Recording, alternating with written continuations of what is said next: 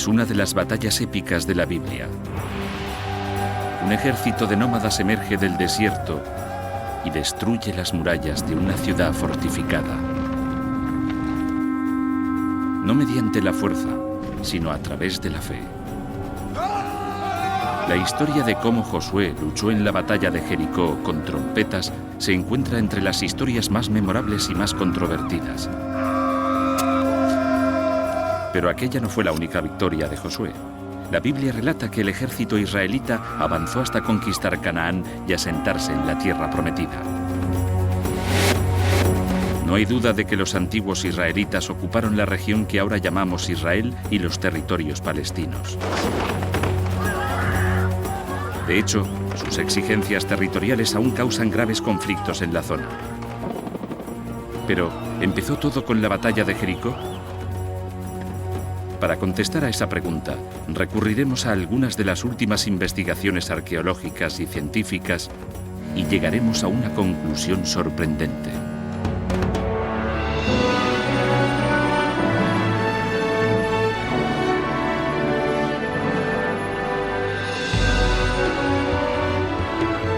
Misterios de la Biblia. Las murallas de Jericó.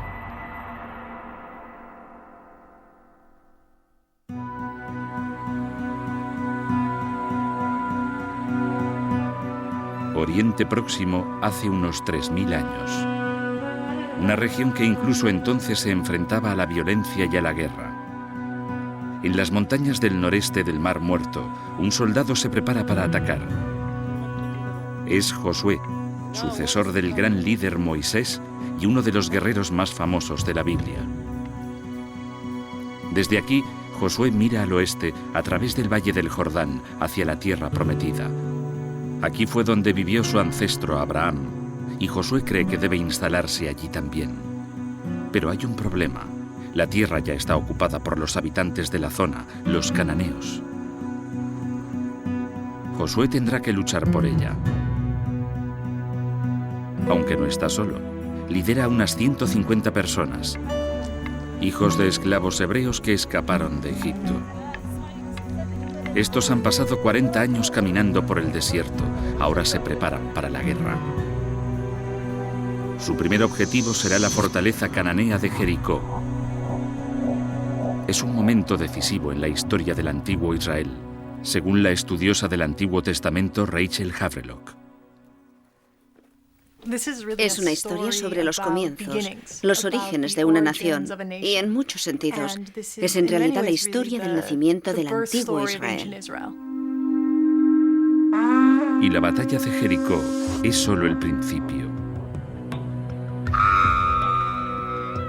El principio de una guerra santa en la que Josué y los israelitas derrotan rápidamente a los cananeos y los matan. La historia es sorprendente y aún no ha acabado.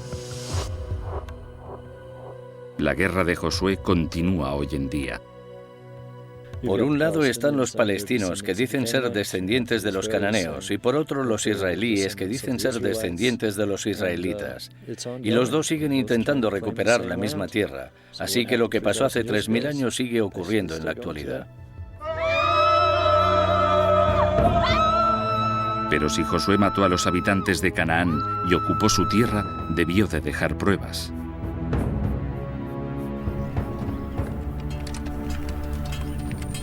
En realidad, sorprendentemente, hay pocas.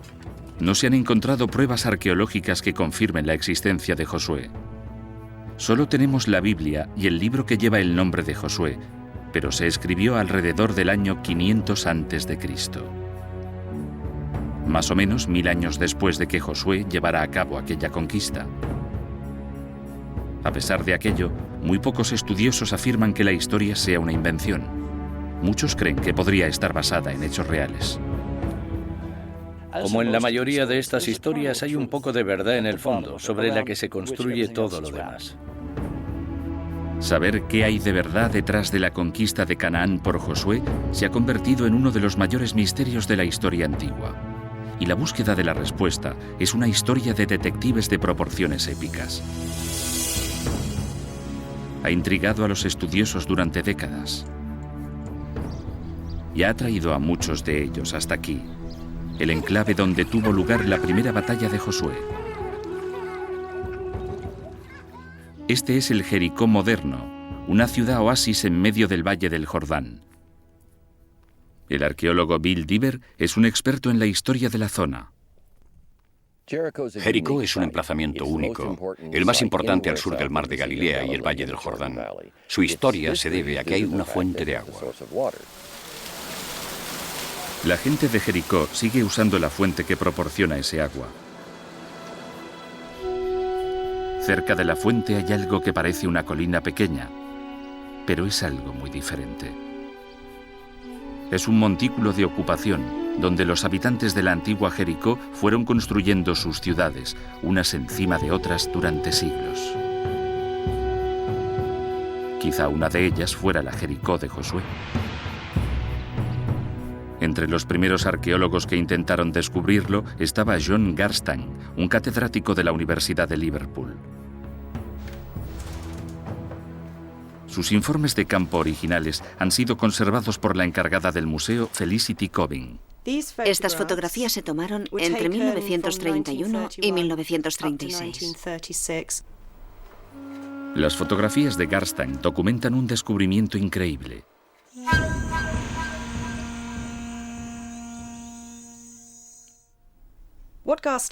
Lo que descubrió Garstang, que según él creía estaba directamente relacionado con la historia bíblica de la conquista de Jericó por Josué, fueron dos fuertes muros defensivos paralelos en la cima de la colina de Jericó.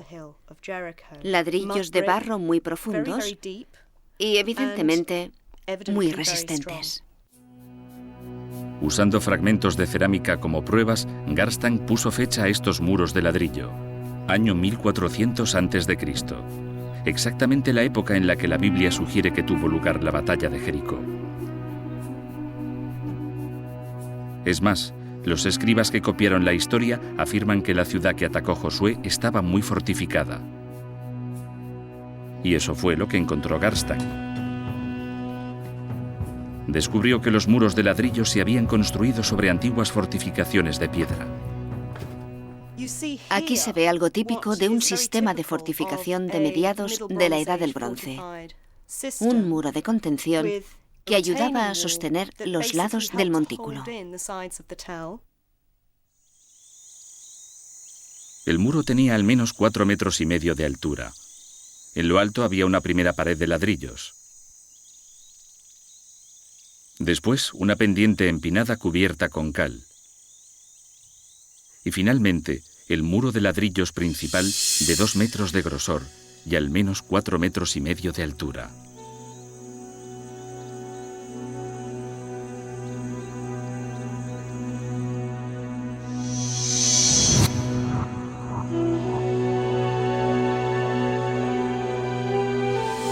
Para un ejército invasor, el antiguo Jericó debía de ser una visión desalentadora, amenazante, elevada 15 metros sobre el valle.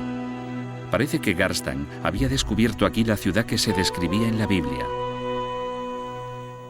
Garstang descubrió o pensó que había descubierto las auténticas murallas que había derribado Josué, y aquello era lo que daba titulares. Las pruebas arqueológicas sugieren que la historia no es solo un mito. Pero eso no es todo. En la Biblia también hay pistas.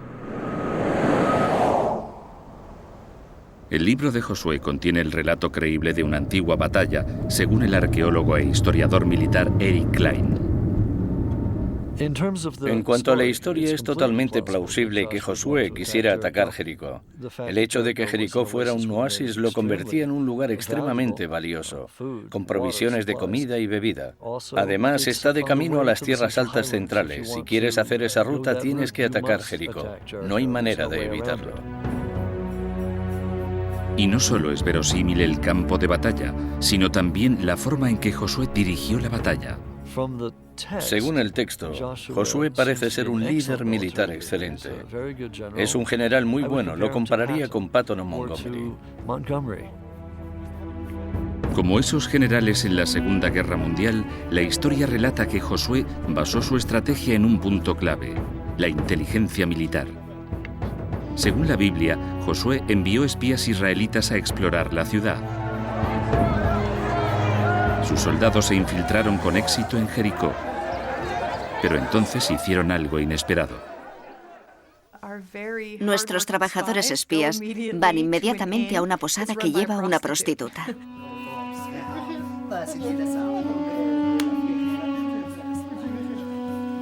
Puede que eso no sea tan extraño. Las inscripciones antiguas revelan que los burdeles eran las pensiones de la antigüedad. Eran el sitio ideal para mezclarse con la gente y para reunir información sobre el enemigo. ¿Quién mejor que una prostituta o chica de alterne? Averiguaron rápidamente lo que necesitaban saber. Hasta entonces, las acciones de los israelitas parecían plausibles.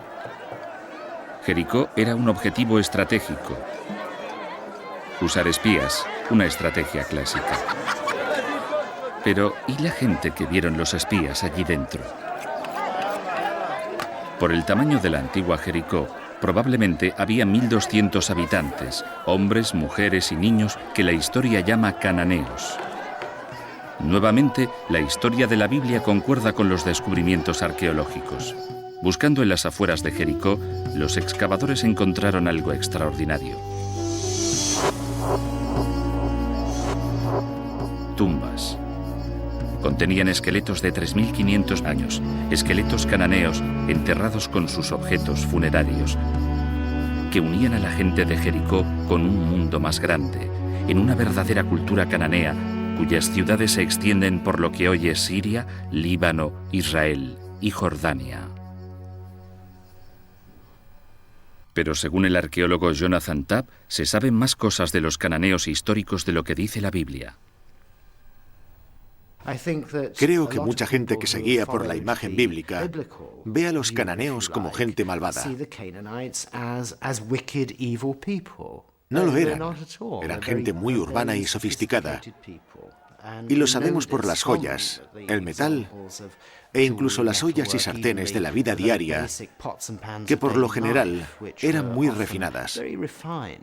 Les gustaban las cosas buenas de la vida.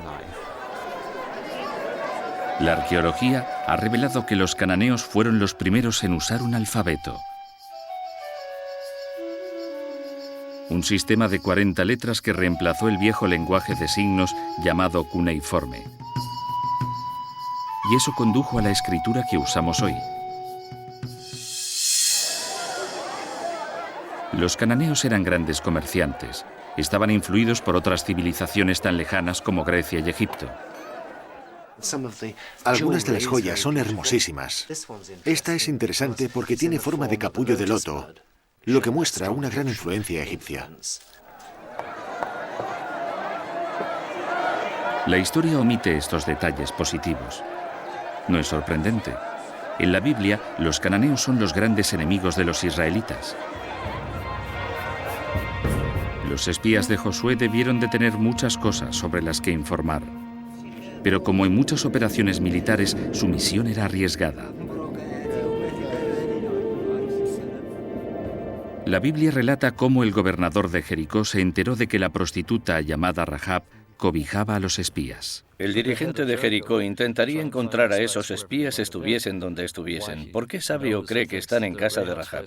Supongo que tenía su propio servicio de inteligencia. Según la historia, Rahab se enfrentaba a una difícil elección: entregar a los espías para que fueran torturados y asesinados o convertirse en una traidora y protegerles.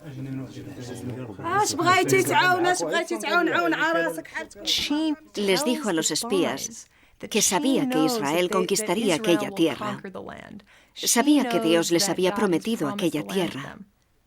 Y Rahab se encargó de toda la situación. Escondió a los espías en sus reservas de cereales, en el tejado. Unos minutos después llegaron los soldados cananeos. Pero Rahab consiguió convencerles de que los espías ya se habían marchado y mandó a los soldados a buscarles.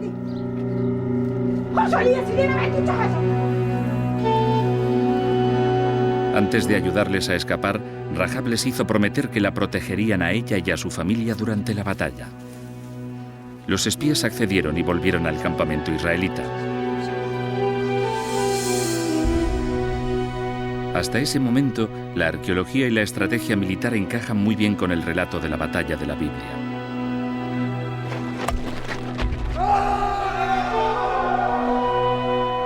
Pero la parte esencial de la historia la constituye el avance de Josué hacia Jericó y el uso de las trompetas para conquistar la ciudad.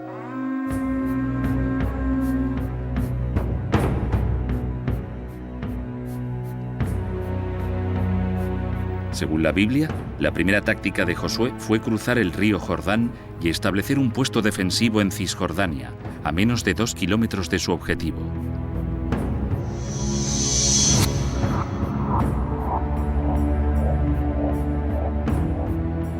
Lo que hizo a continuación debió de sorprender a todo el mundo. En lugar de dirigirse hacia Jericó, ordenó a sus tropas, acompañadas por sacerdotes que hacían sonar trompetas, que marcharan a su alrededor una vez al día durante 6 días.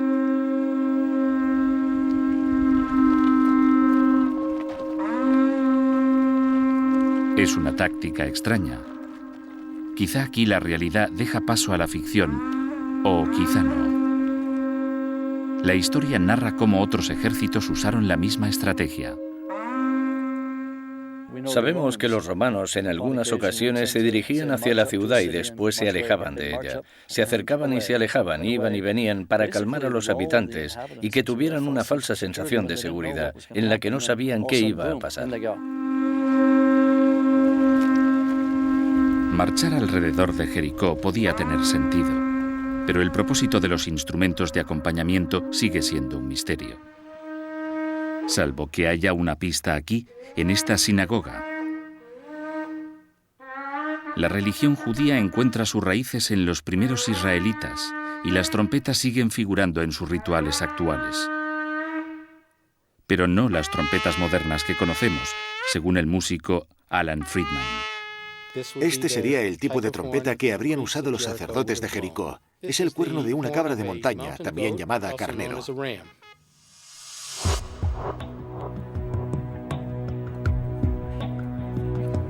La trompeta de cuerno de carnero guarda especial interés para el especialista de sonido David Lubman.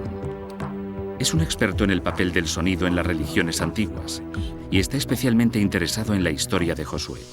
Hoy trabaja con Friedman en la dirección de un análisis de audio de la trompeta, con la esperanza de que arroje algo de luz sobre su papel en la batalla.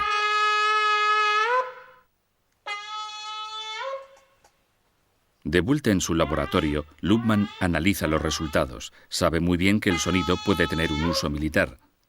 Durante la guerra de Vietnam, el ejército estadounidense reclutó a Lubman para construir una cámara de pruebas de sonido donde pudieran recrear niveles de sonido de alta intensidad. Una vez, un experimento salió mal. El cierre hermético de la cámara de pruebas falló. El sonido se escapó, con dramáticas consecuencias para uno de los técnicos del laboratorio.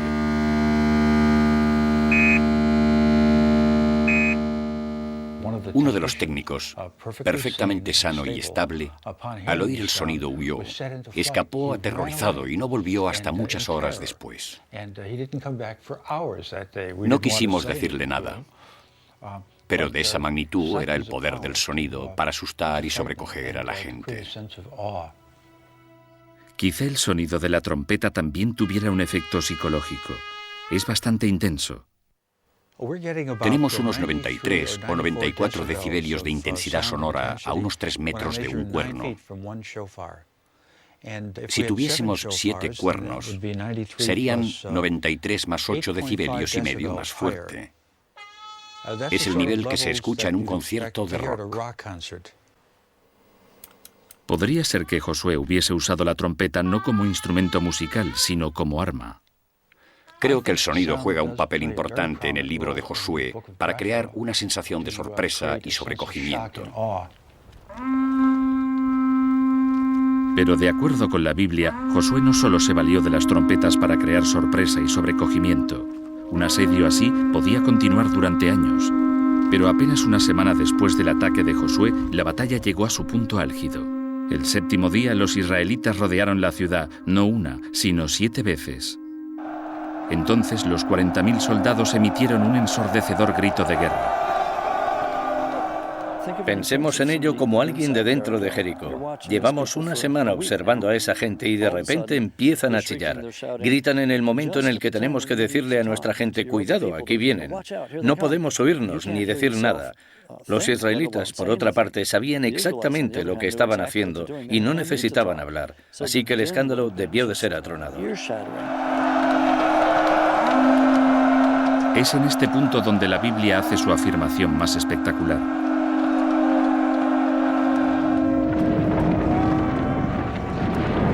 Ese escándalo, que iba en aumento, hizo que se derrumbaran los ladrillos de los muros de Jericó, lo que permitió a las tropas de Josué trepar por encima de los muros caídos para atacar a los soldados cananeos y para masacrar a todos los que había dentro.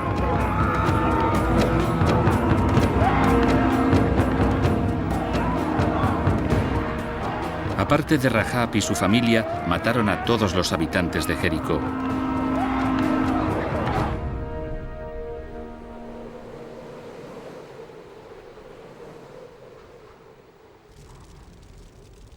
E incendiaron su poderosa ciudad.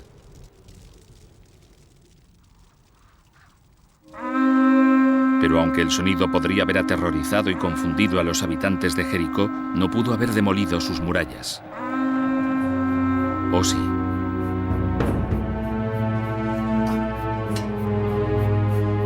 La posibilidad intriga al catedrático Barry Gibb del Departamento de Investigación de Audio de la Universidad de Liverpool.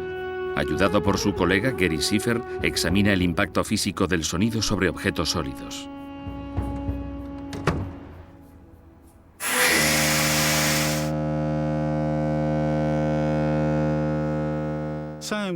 El sonido puede destruir estructuras.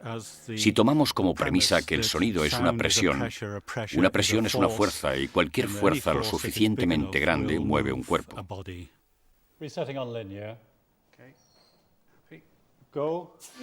Gibb y Schiffer están haciendo experimentos para entender el principio científico exacto que se oculta tras el fenómeno. Lo que hago es poner polvo en el embudo.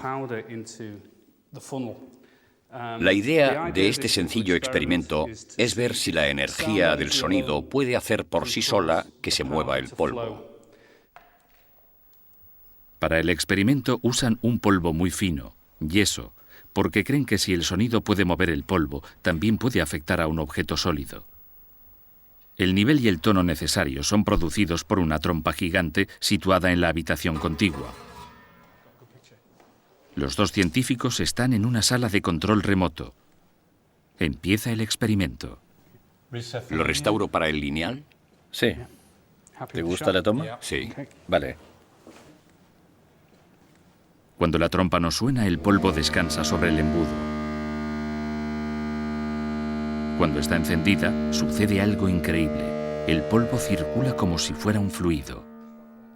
Sigue siendo un misterio por qué sucede esto, pero el profesor Gibb cree que las ondas sonoras rompen los enlaces entre las partículas de polvo. El efecto es espectacular y sugiere la posibilidad de que un objeto sólido también se vea afectado. Esto es un ladrillo similar a los que debieron de usarse para construir los muros de Jericó. Ahora queremos reemplazar el polvo por el ladrillo y repetir la prueba. Se repite el experimento. Si el ladrillo se desintegra, podrá explicar lo que hizo que cayesen los muros de Jericó. Los niveles de sonido producidos en esta cámara de pruebas son mucho más altos que los de las trompetas de Josué. Si el ladrillo no responde aquí, es poco probable que hubiese sido dañado en Jericó.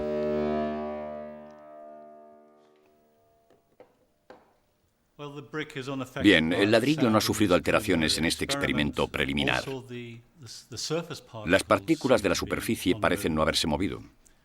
Por todo esto, yo diría que puede que los muros de Jericó se derrumbasen, pero no fue el sonido el que lo causó.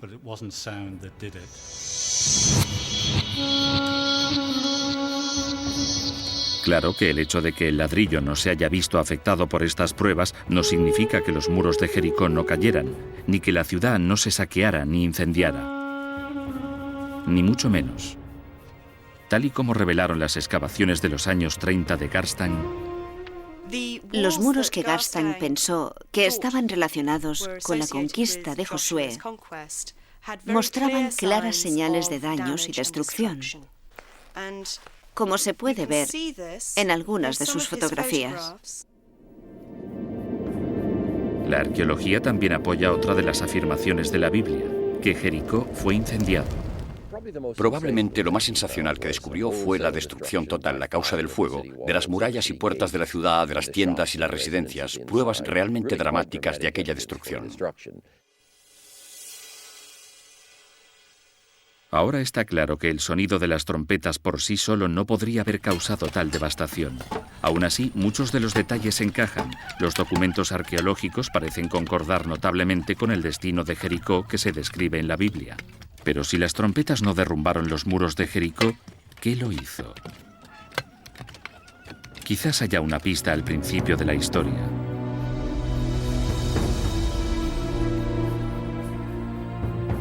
Según la Biblia, cuando los sacerdotes israelitas que dirigían el ejército de Josué llegaron al río Jordán, ocurrió algo increíble.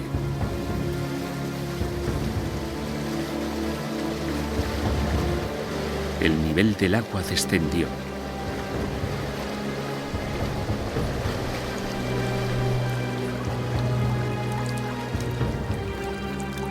Los sacerdotes se abrieron paso a través de un camino sin agua.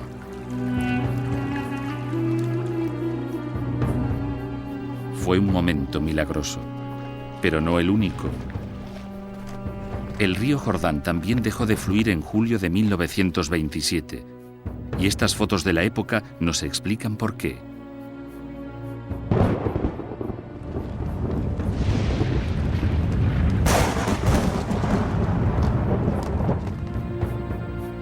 El Valle del Jordán sufrió un terremoto que causó corrimientos de tierra que formaron un dique en el río durante 2 días, al igual que sugiere la historia. Es más, los sismólogos creen que un terremoto también podría haber sido responsable de la destrucción de Jericó. La explicación exacta queda clara en el Instituto Sismológico de Israel. Aquí, los ordenadores registran las lecturas de unos sensores repartidos por todo Israel, Cisjordania y Jordania. Vigilan una gran falla que corre a lo largo del Valle del Jordán, una falla que ha causado fracturas menores, una de las cuales discurre justo bajo el muro oriental del antiguo Jericó, haciéndolo especialmente vulnerable a la actividad sísmica. Y hay evidencias arqueológicas que sugieren que en la ciudad se dieron terremotos no una, sino muchas veces, como descubrió el arqueólogo John Garstang. Jericó sufrió terremotos importantes en más de una ocasión. En los niveles más tempranos encontró grietas muy distintivas que separaban enterramientos anteriores. Aquí se ve que la grieta cercenó la cabeza de este sujeto. Pero si el daño de los muros de Jericó lo causó un terremoto en lugar del sonido, ¿dónde deja eso a Josué y a su ejército? ¿Quizás el terremoto devastó la ciudad en el mismo momento en que los israelitas la atacaban? Es increíble, pero es lo que sugerían las pruebas de Garstang. Garstang encontró pruebas de daños causados en los muros por un terremoto que él asociaba con la conquista de Josué. Pruebas muy claras de daños causados por un terremoto. Pilas de ladrillos, reparaciones y un desorden general de los elementos de construcción. Los descubrimientos de Garstang parecen confirmar casi todos los detalles del relato bíblico. Parece que Josué conquistó Canaán tal y como dice la historia. Pero hay un problema.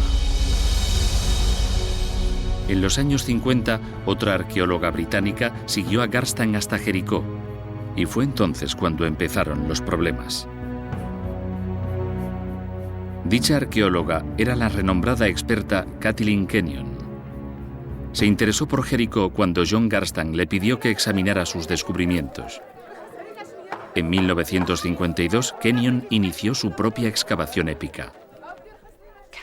Kathleen Kenyon pudo examinar al detalle las fases tan complejas de la ocupación de Jericó. Pudo ver muchas cosas que se le habían escapado a Garstang. Lo que Garstang había pasado por alto eran pruebas importantísimas que contradecían su fecha de la destrucción de Jericó. En lugar de caer en el año 1400 a.C., como creía Garstang, Kenyon concluyó que los muros se habían derrumbado 150 años antes, en el año 1550 a.C. Si ella tenía razón, Jericó ya estaba en ruinas mucho antes de que Josué pudiera salir de Egipto. Un terremoto pudo destrozar sus muros, pero no coincidía con el ataque de Josué, como Garstang había pensado. Y ese no es el único problema al que se enfrenta la versión tradicional de la heroica conquista de Josué. Si los israelitas hubieran llegado a Jericó en el año 1400 a.C., las excavaciones de Kenyon se habrían encontrado con una ciudad muy diferente a la descrita en la Biblia. Las defensas habían caído en desuso. Estaba totalmente indefensa. Había muy poca población. Para ser sincero, no habría sido una gran conquista. Pero si la batalla de Jericó era innecesaria, hay que preguntarse por qué la llegada de los israelitas se describe como una conquista. La Biblia dice que la invasión de Josué no se limitó solo a Jericó. Destruyó también otras ciudades. Los expertos que excavaron esos lugares al final se encontraron con problemas similares. La arqueología muestra que la mayoría de lugares que se supone que fueron conquistados por los israelitas ni siquiera estaban habitados en aquella época, y los lugares en los que hemos encontrado indicios de destrucción no son los mencionados en el texto bíblico. Parece que la arqueología ya no apoya la historia de Josué. Y cualquier duda que hubiera podido quedar se desvaneció cuando los historiadores se dieron cuenta de que ningún ejército israelita, por poderoso que fuera, podría haberse deshecho de los cananeos. En el año 1400 a.C., las fuerzas egipcias habían convertido Canaán en parte de su poderoso imperio dorado. Los egipcios no iban a permitir que Josué invadiera su territorio. Es inconcebible que el antiguo Israel se estuviera desarrollando en el momento en que el imperio egipcio estaba en pleno apogeo. No tiene ningún sentido. De hecho, casi todas las pruebas desenterradas desde los años 50 han revelado una gran discrepancia entre la historia y la Biblia. Jericó era un pueblo, no una ciudad amurallada. No hay más señales claras de las batallas de Josué. Y Canaán era una colonia egipcia. Histórica y arqueológicamente apenas hay pruebas de destrucción, y desde luego no las hay en el siglo XV a.C., cuando, según la cronología bíblica, tuvo lugar dicha destrucción. Creo que podemos decir con seguridad que casi ningún arqueólogo o estudioso bíblico actual cree literalmente la historia de Josué y la caída de Jericó. La milagrosa batalla de Josué parece ser un mito, después de todo. Pero eso da pie a una nueva y emocionante pregunta. Si los israelitas no invadieron Canaán, ¿cómo llegaron allí? Para contestar a esta pregunta, necesitamos un punto de referencia, la primera fecha que con seguridad evidencia que los israelitas se encontraban en Canaán. Solo así podemos reconstruir lo que realmente ocurrió. Ese punto de referencia nos lo proporciona un interesante descubrimiento hecho en Egipto. Esta es la estela de Merentá, el documento de una campaña militar egipcia en Canaán dirigida por Merentá, hijo del faraón Ramsés II.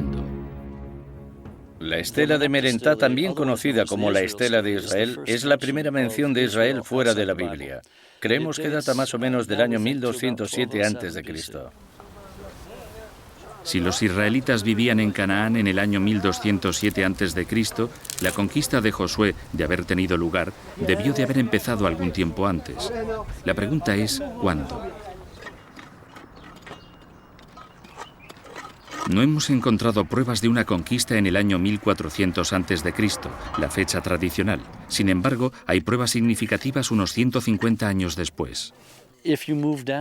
Si avanzamos un siglo y medio, más o menos, llegamos a un muy buen momento en la historia, durante el cual es mucho más factible y las pruebas arqueológicas pueden apoyarlo más. Las pruebas arqueológicas de alrededor del año 1250 a.C. son sorprendentes. Revelan un mundo cananeo que se vino abajo, a menudo en medio de fuego y destrucción.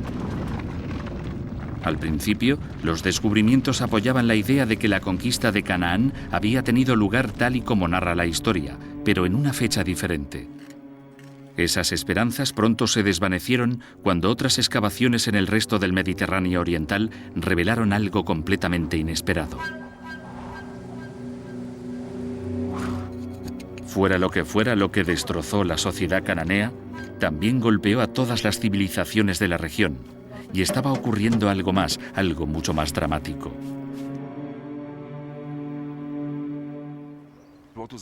Lo que sucedía en realidad era una de las mayores revoluciones en la historia del mundo. La total aniquilación del mundo antiguo y la aparición de algo completamente diferente. La causa de la catástrofe es un misterio. Pero una nueva idea muy controvertida que la explica puede revelar también cómo tuvo lugar la conquista de Canaán en realidad. La teoría tiene que ver con la destrucción. No la destrucción infligida por un general militar, sino por la madre naturaleza. La idea también tiene que ver con terremotos.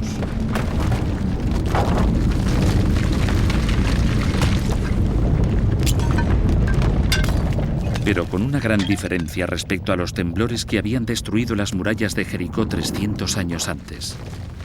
Esta actividad sísmica afectó a todo el Mediterráneo oriental. En este mapa se han señalado las ciudades destruidas entre 1225 y 1175 a.C. Algunos de los lugares son grandes. Está Micenas, en Grecia, Troya, la famosa Troya de Anatolia, y más abajo tenemos un grupo de lugares en lo que hoy es Israel. Otro mapa nos muestra la actividad sísmica significativa registrada en la misma zona durante el siglo XX. Si superponemos un mapa encima de otro, surge un patrón increíble.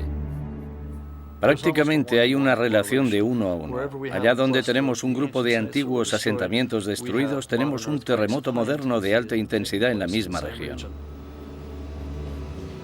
Hasta hace poco era inconcebible que la actividad sísmica hubiera podido causar tanta destrucción en la misma zona y al mismo tiempo. Pero ahora puede explicarse a través de un fenómeno sísmico llamado tormenta de terremotos.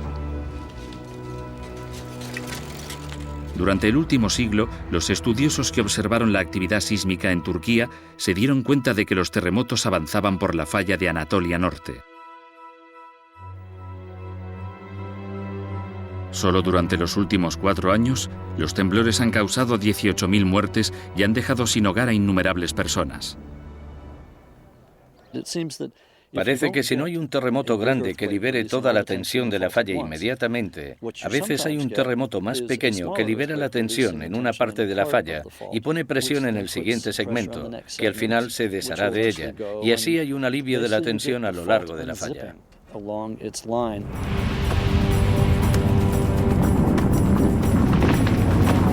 Klein sugiere que hace 3.000 años una tormenta de terremotos se desató no solo en el Valle del Jordán, sino a lo largo del Mediterráneo oriental con consecuencias catastróficas.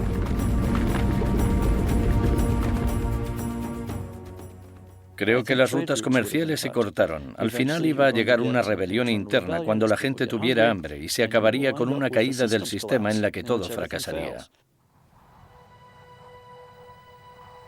Y fue la catastrófica caída del viejo orden mundial, incluida la civilización cananea, lo que explicaría cómo se asentaron en Canaán los primeros israelitas. No mediante la conquista, sino gracias a un simple oportunismo. Era una época en la que podían aparecer nuevos grupos, establecerse tanto ellos como los israelitas, y aquella gente a la que llamamos israelitas o protoisraelitas se aprovechó de la agitación para entrar en zonas que no estaban densamente pobladas. Esto se aleja mucho del relato de la Biblia. Pero si Josué y los israelitas entraron en la tierra prometida, así, por infiltración más que por conquista, en los documentos arqueológicos tendrían que aparecer señales delatoras de un nuevo pueblo. Al principio no había tales pruebas. Durante los años 80, unos arqueólogos que excavaban las tierras altas de Israel y Cisjordania empezaron a encontrar lo que buscaban. Restos de cientos de pequeñas comunidades granjeras muy distintas a los edificios cananeos conocidos.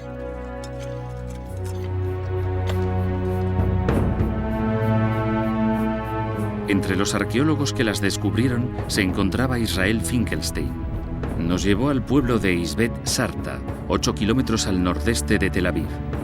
Un pequeño yacimiento que había excavado por primera vez hacía 25 años. El yacimiento está cubierto de vegetación, pero aún se pueden ver algunos de los edificios. En particular, la silueta de un nuevo tipo de vivienda, una granja de 4 habitaciones totalmente diferente a la arquitectura cananea.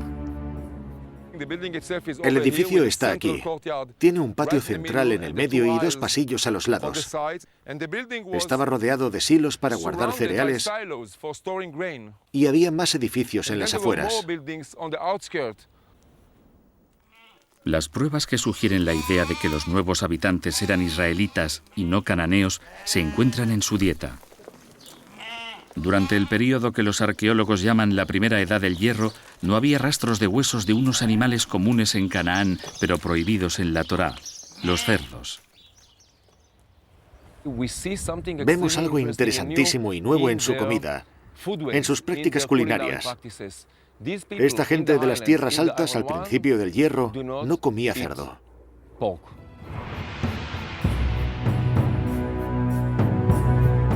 Esta idea de un asentamiento pacífico en Canaán ha sustituido la creencia de que los israelitas llegaron a Canaán tras una conquista militar.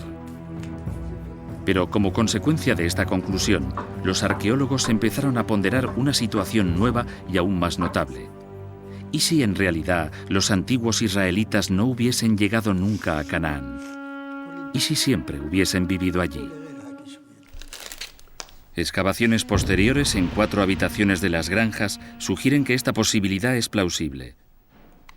Existen diferencias entre esta nueva cultura y la de los cananeos. Pero también hay similitudes sorprendentes. Cuando los arqueólogos empezaron a comparar la cerámica de los granjeros de las tierras altas con la de la vieja población cananea, descubrieron algo asombroso. La antigua sociedad israelita era, en muchos aspectos, un reflejo pobre de la sociedad cananea. No era tan elegante ni tan sofisticada, pero era exactamente la misma. En la costa de Siria se encontraron más paralelismos entre las culturas israelita y cananea. Los arqueólogos que excavaban aquí, en Ugarit, descubrieron un archivo de tablas de arcilla que revelaba detalles de la religión cananea. Hay una tabla que narra la historia de un rey cananeo llamado Keret y de sus conquistas militares. Uno de sus métodos para hacerse con una ciudad fue caminar a su alrededor y hacer sonar sus trompetas. Y sorpresa, las paredes se vinieron abajo. Todos estos paralelismos apuntan a una nueva teoría radical que dice que los cananeos y los israelitas no solo eran similares, eran idénticos. Es una idea controvertida, pero parece apoyada por los descubrimientos de las pruebas genéticas.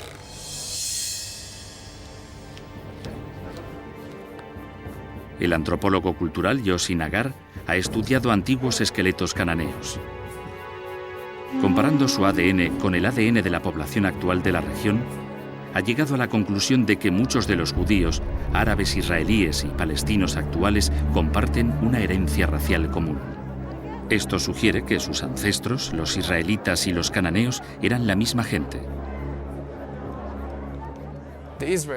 Los israelitas y los cananeos son lo mismo, pero están separados. Están separados por la teología, no por la biología. Son lo mismo.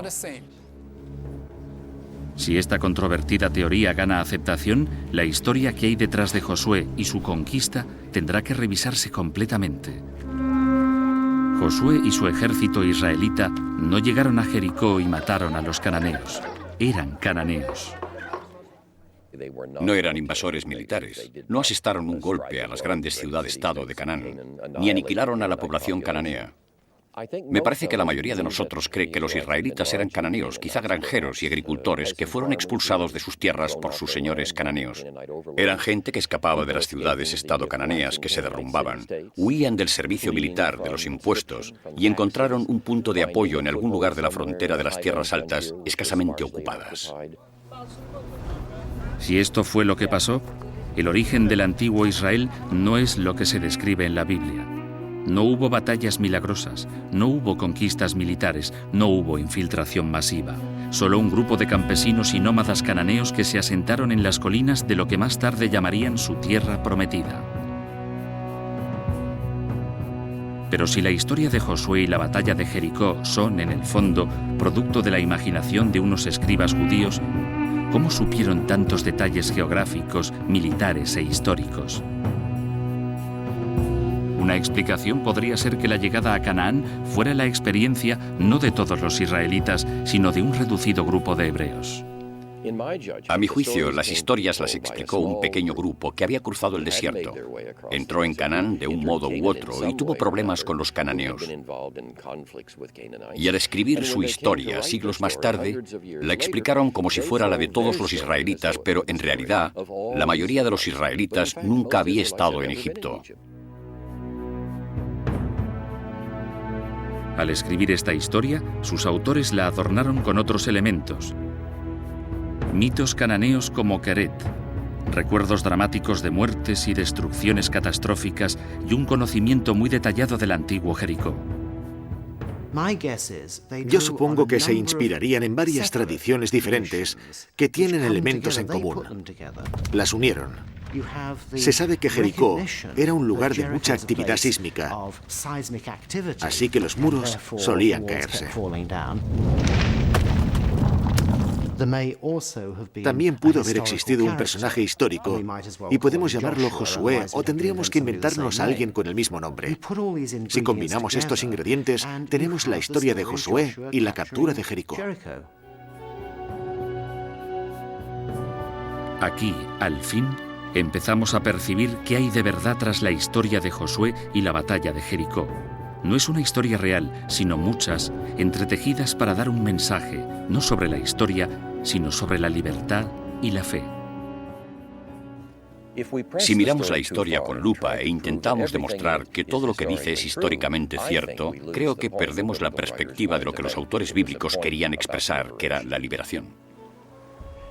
La liberación de un pueblo que no esperaba nada, pero que, con el tiempo, se convirtió en una nación poderosa.